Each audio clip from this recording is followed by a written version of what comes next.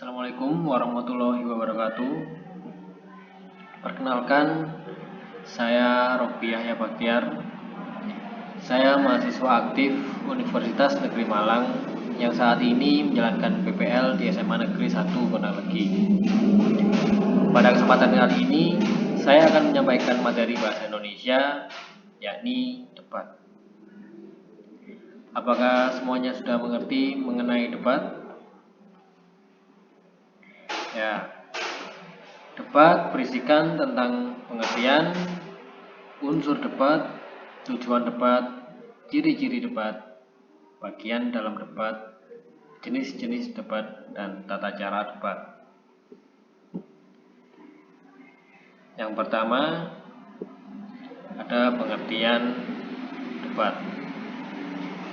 Debat adalah kegiatan adu argumen antara dua pihak atau lebih, baik itu perorangan ataupun kelompok, dalam mendiskusikan dan memutuskan suatu masalah dan perbedaan.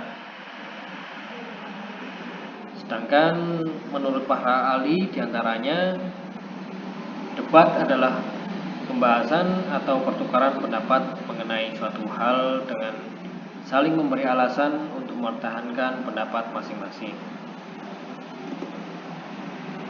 Yang kedua, unsur debat. Ada mosi, yakni hal atau topik yang diperdebatkan.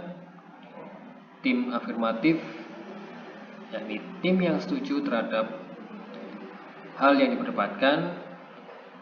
Tim negatif atau oposisi, tim yang tidak setuju atau menentang mosi. Ada tim netral, yakni tim yang memberikan dua sisi baik dukungan ataupun sanggahan terhadap mosi. Ada moderator, yakni orang yang memimpin dan membantu jalannya perdebatan. Dan yang terakhir adalah penulis, yakni orang yang menulis kesimpulan dari suatu debat. Berikutnya ada tujuan debat.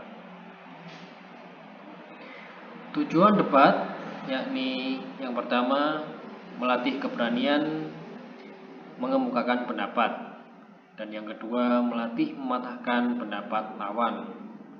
Ketiga, meningkatkan kemampuan merespon suatu masalah, dan lain sebagainya. Isi dari debat antara lain permasalahan debat, sudut pandang, argumen, tanggapan, dan kesimpulan debat. Selanjutnya masuk ke ciri-ciri debat. Ciri-ciri debat yang pertama, terdapat dua sudut pandang, yaitu afirmatif dan negatif.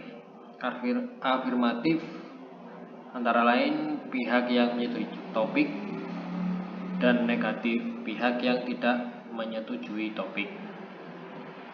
Ciri-ciri yang kedua, adanya proses saling mempertahankan pendapat antara kedua belah pihak. Yang ketiga, adanya adu argumentasi yang bertujuan untuk memperoleh kemenangan. Yang keempat, hasil debat diperoleh melalui voting atau putusan juri. Yang kelima, sesi tanya jawab bersifat terbatas dan bertujuan untuk menjatuhkan pihak lawan. Dan yang terakhir, adanya pihak yang berperan sebagai penengah yang biasanya dilakukan oleh moderator. Setelah ciri-ciri, masuk ke jenis-jenis debat.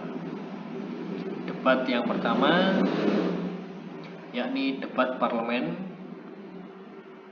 Maksud dan tujuan majelis ini yaitu untuk memberi dan menambahi dukungan bagi suatu undang-undang tertentu, dan semua anggota yang ingin dinyatakan pandangan dan pendapatnya berbicara, mendukung atau menentang usul setelah mendapat izin dari majelis.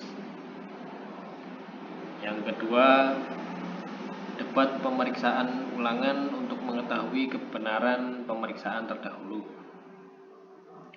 Maksud perdebatan ini yaitu untuk mengajukan serangkaian pertanyaan yang satu sama lain berhubungan erat, yang akan menyebabkan individu yang ditanya menunjang posisi yang hendak ditegakkan dan diperkokoh oleh penanya. Selanjutnya yang ketiga ada debat formal, konvensional, atau debat pendidikan. Tujuan debat formal untuk memberi kesempatan bagi dua tim pembicara untuk mengemukakan pendapat pendengar sejumlah argumen yang menunjang atau yang membantah suatu usul. Setiap pihak diberi jangka waktu yang sama bagi pembicara konstruktif dan bantahan. Dan jenis debat yang terakhir ada debat kompetitif. Debat kompetitif dalam pendidikan tidak seperti debat sebenarnya dalam parlemen. Debat kompetitif tidak bertujuan untuk menghasilkan keputusan, tetapi lebih diarahkan untuk mengembangkan kemampuan tertentu di kalangan bertanya, seperti kemampuan untuk mengutarakan pendapat secara logis, jelas, dan terstruktur, mendengarkan pendapat yang berbeda, dan kemampuan berbahasa asing jika dapat dilakukan dalam bahasa asing. Masuk selanjutnya, tata cara debat. Yang pertama, pertanyaan atau tantangan hendaknya dikemukakan secara profesional, tidak menghina, tidak merendahkan, atau berkomentar yang menyerang pribadi tidak dapat diterima. Yang kedua, analisis kritis, sintetis, keterampilan retorika, berbicara, dan intelijensi, atau tidak terbata-bata. Yang ketiga, fokus pada posisi pihak lawan atau argumen lawan. Mengetahui kelemahan dan kelebihan pihak lawan merupakan hal penting dalam strategi persiapan untuk menyangkal argumen lawan. Batasi argumen maksimal 3 poin. Selanjutnya, gunakan logika dalam menyusun dan menyampaikan argumen. Ketahui kesalahan umum dalam berpikir seperti kesalahan logis dan gunakan secara efektif dalam menyangkal argumen lawan. Selanjutnya, sajikan konten atau substansi dengan akurat. Gunakan selalu konten atau data yang berhubungan dan mendukung pandangan. Pastikan kesahihan semua bukti eksternal yang disajikan dalam argumen. Dan yang terakhir, kesimpulan dalam debat merupakan posisi kesimpulan final. Gunakan itu sebagai kesempatan untuk menyangkal atau memojokkan lawan. Ya, terima kasih atas perhatiannya.